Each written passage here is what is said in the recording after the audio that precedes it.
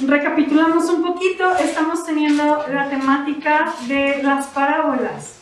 Tenemos ya, yo creo que desde enero, y pudiéramos seguir porque son un montón, pero yo creo que ya pronto vamos a acabar esta temática, pero estamos hablando de parábolas, las parábolas de Jesús y cuál es el mensaje central de cada parábola. Y es bien interesante, hermanos. Yo meditaba en esta semana al leer esta parábola y las que hemos visto, como todos los mensajes son especialmente para un grupo que se llama los fariseos. Y me confrontaba mucho el corazón porque en aquel tiempo, ahorita los vemos desde lejos a los fariseos y les decimos, híjole, qué malos los fariseos, porque ellos fueron los que al final de todo mandaron crucificar a Jesús. Pero si yo realmente me pongo en perspectiva, hermanos, los fariseos eran las personas que se sentían cerca de Dios. Eran las personas que sentían que estaban haciendo las cosas bien, que en su mentalidad en un momento se perdieron y ellos estaban completamente seguros que su vida era agradable delante de Dios. Y resultó que ellos eran los que estaban más lejos, porque si a alguien Jesús atacó y condenó, fue a ellos, a su corazón deshonesto para amar a Dios, a su corazón lejano realmente, por su sentido de superioridad, por un sentido de sentir que eran mejores por lo que hacían y que eran agradables.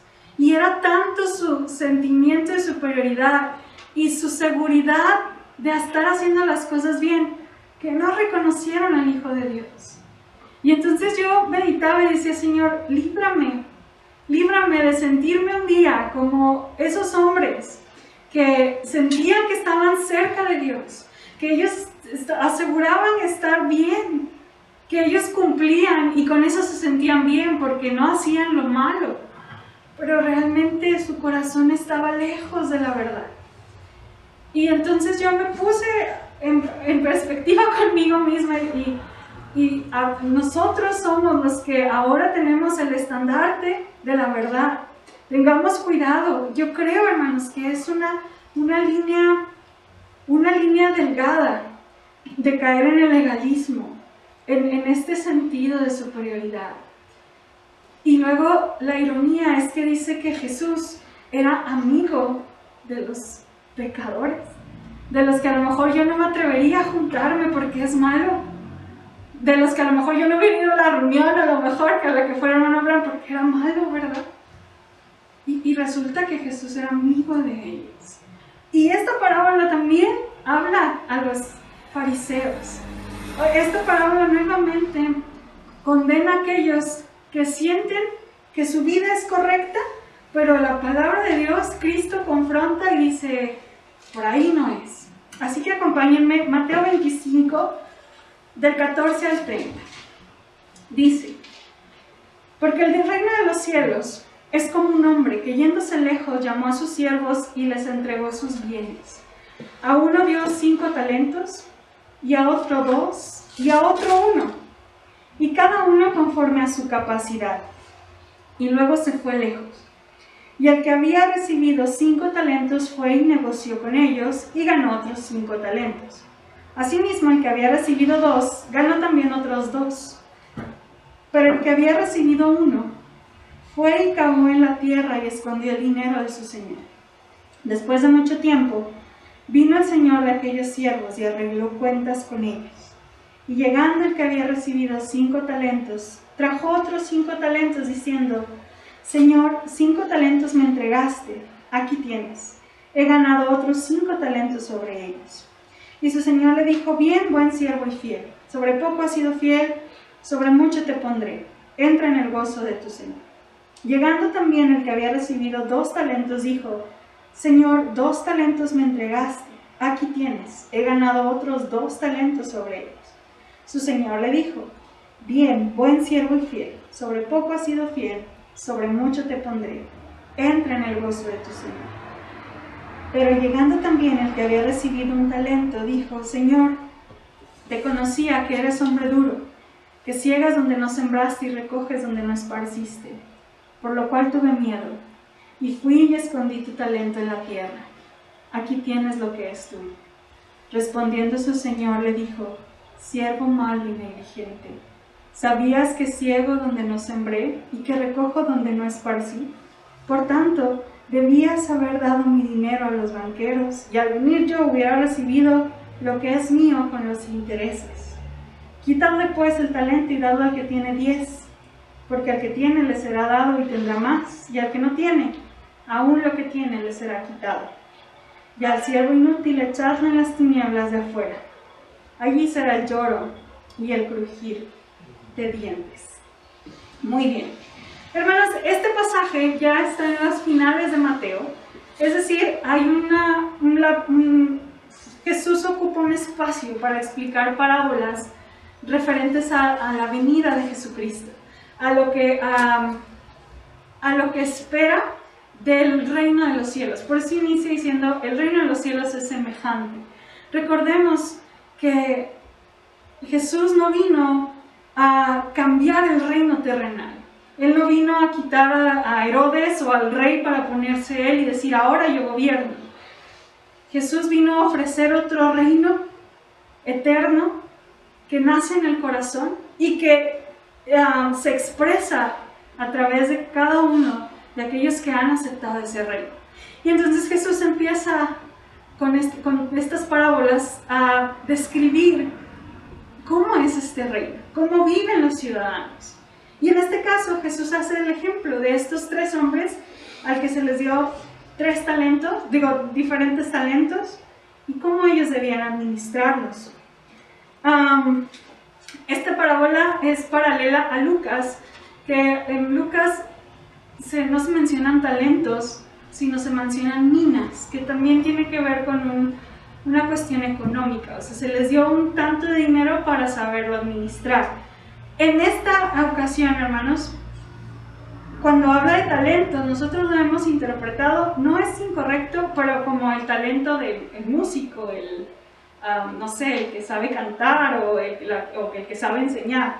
No se refiere tanto a esos talentos, sino se refiere a una cantidad económica que el dueño le estaba dando a sus siervos. Y en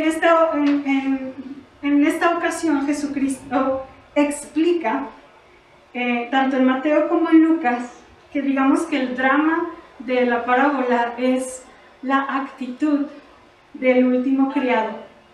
Y esta actitud es condenable.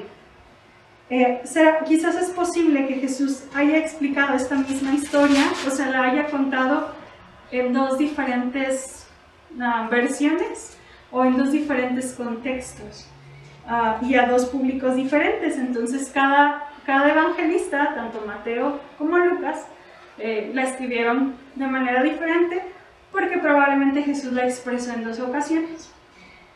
Y bueno, pero ahora sí que la idea es la misma. Se trata de negociar con un capital prestado para un criado que su trabajo era que se multiplicara y aumentara. Y la situación fundamental de toda la parábola que leímos recae en la conducta temerosa del último siervo, donde no hizo nada por temor a un fracaso y teniendo en cuenta, pues, la exigencia de su señor. En aquel tiempo, esconder dinero era considerado como una protección segura, ¿sí? Era algo que hacían normalmente. En algunos pueblos se escondía dinero para que no tuviera como algún tipo de interés o algo en el banco. Entonces mucha gente escondía ese dinero como dato cultural. ¿Pero qué significa esta parábola? Bueno, hablamos de una persona excesivamente cobarde a la que se le ha confiado una cantidad de dinero para que le invierta.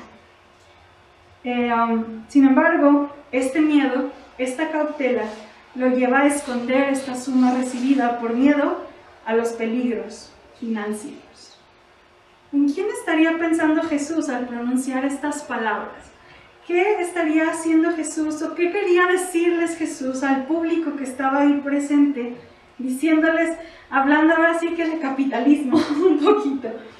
Bueno, se trataba una vez más de los judíos religiosos. Ellos que se creían piadosos porque habían edificado su vida alrededor de la ley, porque diezmaban meticulosamente, porque estaban convencidos de que todo lo que Dios les exigía lo habían hecho desde su juventud. Pero la realidad es que en el reino de los cielos, estos hombres religiosos tenían una actitud egoísta, que solo buscaban una seguridad personal. Y ellos hacían de su religiosidad una vida estéril y vacía.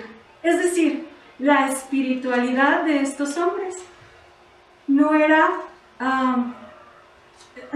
algo útil para el reino de los cielos.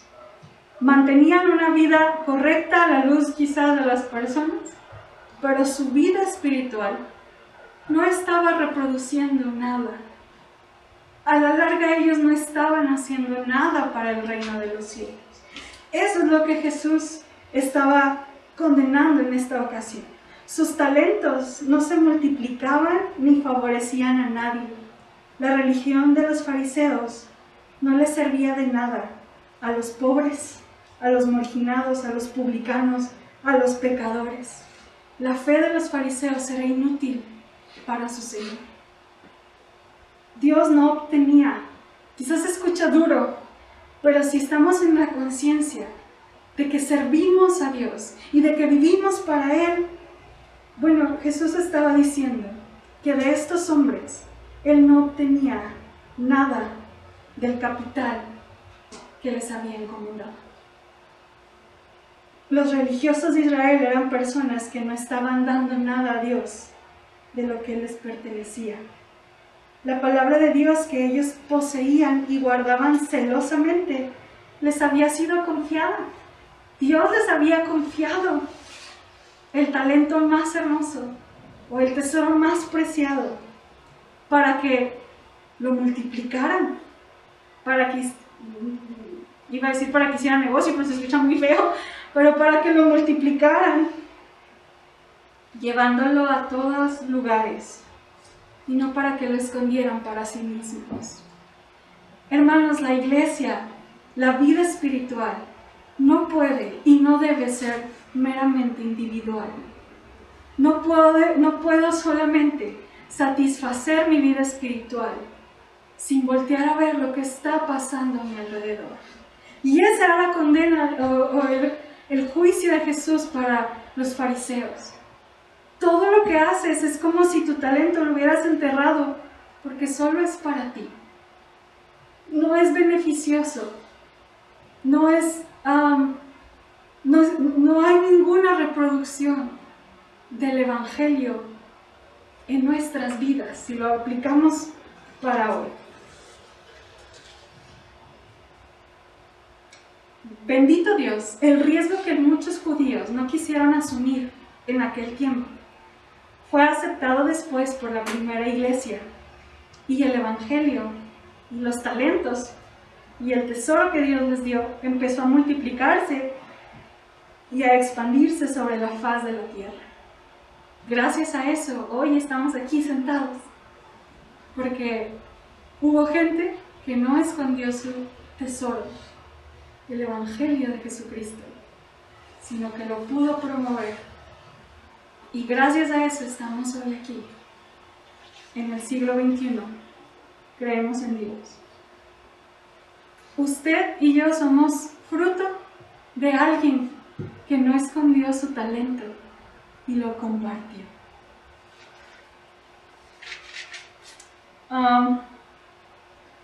Y resulta a veces irónico, o un tanto irónico, la explicación de aquel siervo. Sus palabras no son un reconocimiento de culpa.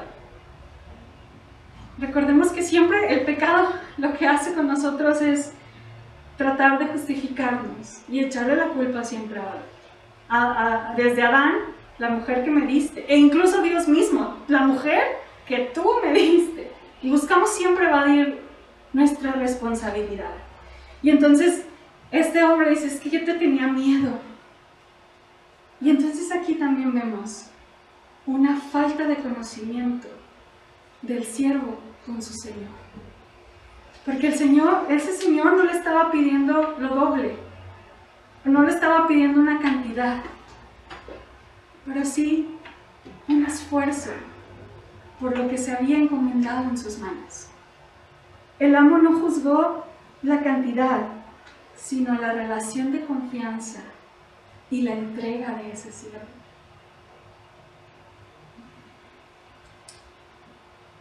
Pensando en una aplicación, hermanos, el Evangelio es el principal talento que Dios nos ha dado.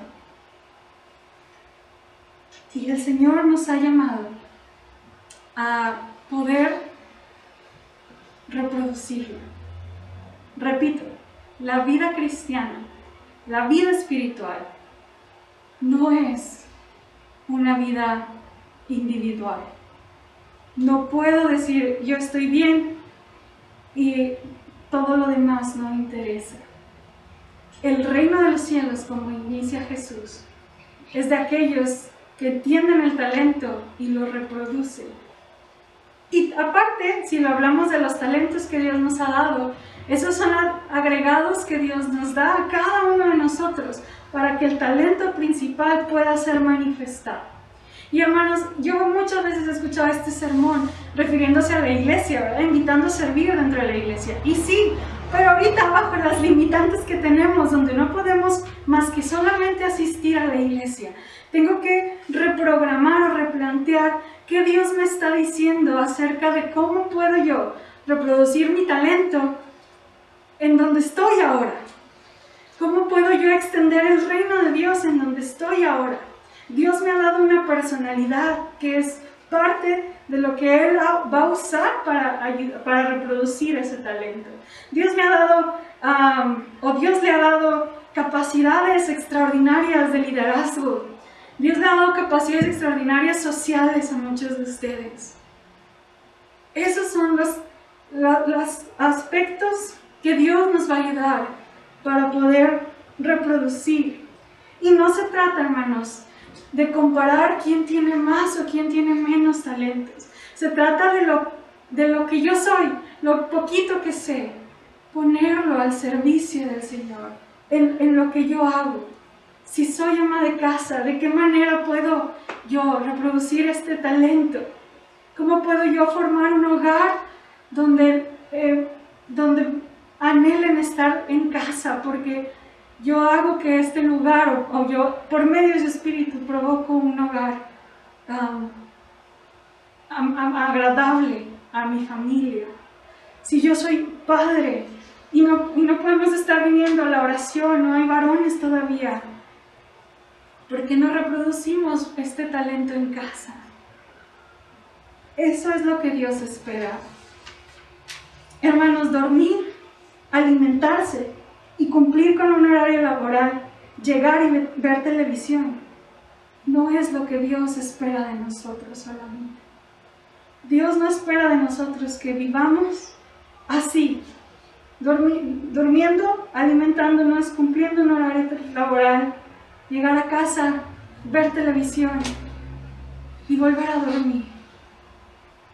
Dios espera que podamos tener algo más que ofrecer a la comunidad que Dios nos ha dado. Dios espera que el talento que Dios le ha dado, que es el conocimiento de ese evangelio, lo pueda reproducir en donde quiera que esté.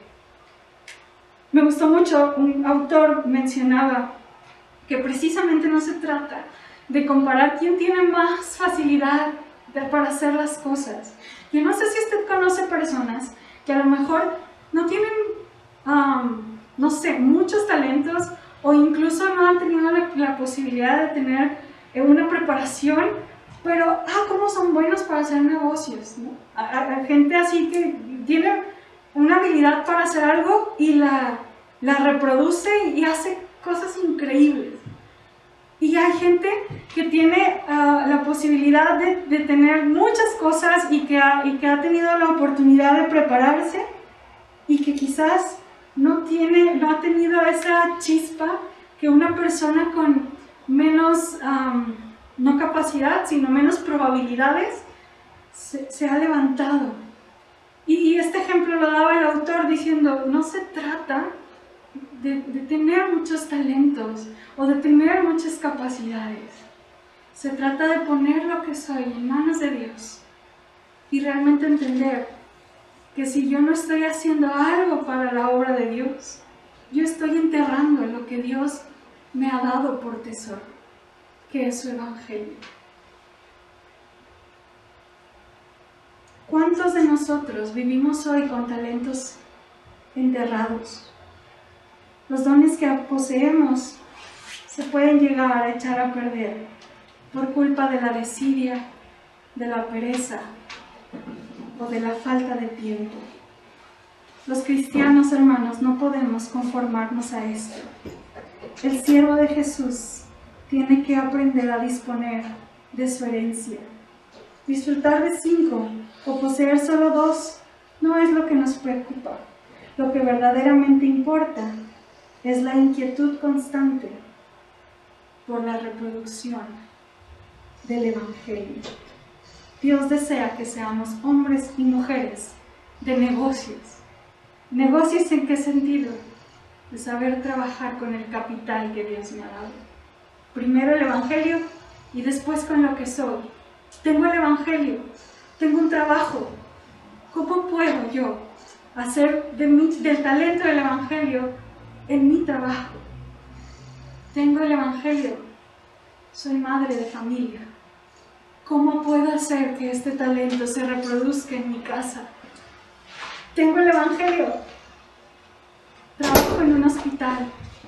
¿Cómo puedo hacer que este Evangelio se reproduzca a través de mi talento por estar dentro de un hospital? Soy estudiante. Dios espera que seamos hombres y mujeres de negocios. Lo digo entre comillas para que no se malentienda. De saber que tenemos una herencia y que el Señor y que Dios nos ha adornado a nosotros con capacidades para poder desarrollar la herencia que Dios nos ha dado. Y el verdadero motivo, hermanos, no debe ser un miedo al Señor, sino el amor a ese Señor. No hay nada que motive más a la acción en una vida que el amor. Donde vive e impera el amor, se desvanece el cálculo y la obediencia crece por encima de todas las cosas.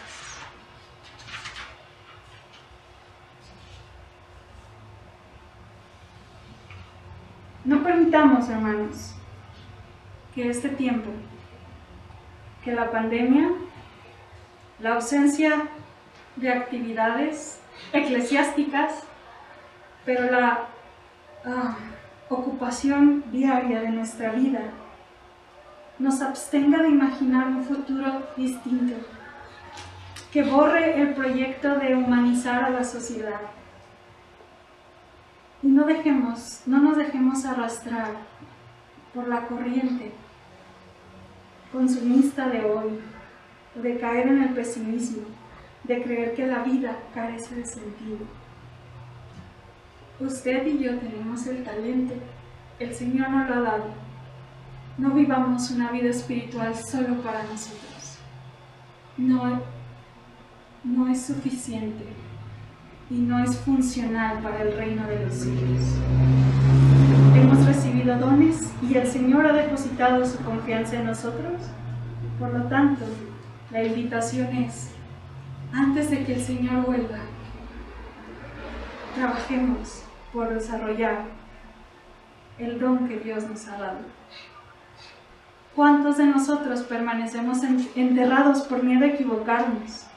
Pero Dios les ha concedido manos para negociar, para predicar y reproducir su evangelio, no para que cavemos profundos hoyos. No podemos esconder su evangelio, porque hoy es más necesario que nunca. Hermano, hermana, por favor, dejemos de tener miedo y aprendamos a reproducir el don por medio de los talentos que Dios nos ha dado. Cada creyente ha recibido el don del evangelio, que junto a los demás dones constituye el capital o la herencia con la que debemos trabajar en este mundo.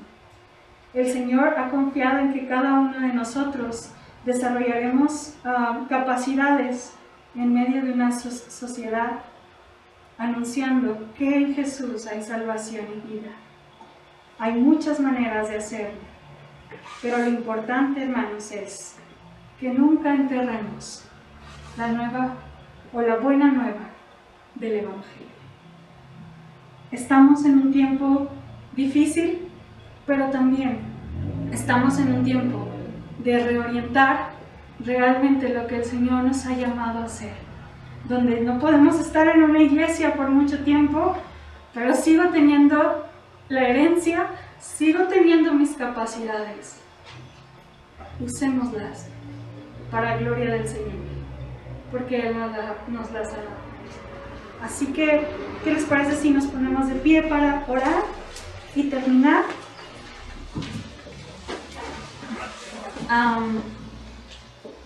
También permítanme orar por las ofrendas. Si alguien gusta depositar diezmos o ofrendas, están ahí al final en la mesita junto a nuestro ujier para bendecir nuestra iglesia. Señor, tú nos conoces, Dios. Conoces, Dios, lo abrumador a veces que se vuelve el día a día. Y tú conoces, Señor, que a veces quisiéramos hacer más cosas. Y Dios, tú realmente sabes la administración de nuestra vida. Pero hoy, Señor, no queremos irnos de aquí sin realmente pedirte que nos enseñes, Señor, a saber administrar lo que tú nos has dado para dar. Porque, Señor, si hemos reconocido que tú eres nuestro Señor, si te hemos dado, Dios, nuestra vida, Señor, entendemos que el llamado es a no solamente vivir una vida cristiana para nosotros mismos, sino la invitación, Dios, de ser tu imagen en todo lugar. Por favor, Señor, ayúdanos, Señor, a ser más conscientes de lo que tú nos has encomendado, Señor. Por favor, ayúdanos a ser conscientes, Señor, de esta herencia. No permita, Señor, que mi vida cristiana sea estéril y que al final, así como hablabas a los fariseos de manera dura, haciéndoles ver que su espiritualidad era inútil, Señor, no queremos caer en eso. No queremos caer en una vida espiritual sin una reproducción, Señor, o sin fruto. Por favor, enséñanos y ayúdanos, Señor, a entender que la vida es más que trabajar y dormir y comer. Ayúdanos, Señor, por favor, a siempre tener la conciencia de poder negociar en tu talento, Señor, de poder trabajar en él, de poder ser capaces de, en lo que hacemos, predicar tu evangelio, Señor. Por favor, yo te pido que el día a día de mis hermanos sea un día donde ellos se puedan acostar y saber que su día fue provechoso, Señor, que su día dio fruto, que su vida es luz en donde están, Señor. Que realmente el día que estén delante de ti, Señor, podrán llevar fruto delante de ti. Y no por obligación y no por miedo, porque te amamos con todo el corazón. Padre, porque no hay más que hacer más que entregarte lo que somos. Por favor, enséñanos y danos la estrategia necesaria para ser luz y para trabajar en el hermoso talento de tu Evangelio todos los días de nuestra vida. Haz de nuestra vida, haz de nuestros días, cada uno de ellos, provechosos para tu gloria, Señor. No permita, Señor, que vivamos esperando que pase la pandemia, Señor. No permitas que vivamos esperando que lleguen mejores tiempos para entonces sí hacer, sí vivir, sí decir. Permítenos vivir hoy y acostarnos sabiendo, Señor, que de alguna manera, pequeña quizás, tu Evangelio, Señor, la herencia que nos has dado, le hemos dado a conocer. Señor, permítenos ser luz en donde quiera que estemos. Y yo te pido, Señor, que ahora que vamos a tú sigas, Señor, haciéndonos más conscientes en todo lo que hacemos, de que nuestra vida y nuestro día sea provechoso para tu gloria, Señor. Padre, yo te ruego en Cristo que bendigas a cada uno de los que hoy están y los que hoy no nos pudieron acompañar. Sea tu mano con ellos también. Que el amor del Padre, la gracia de Jesús y la comunión con tu Espíritu nos acompañe todos los días hasta que tú vengas. A ti la honra y la gloria en Cristo Jesús. Amén y amén.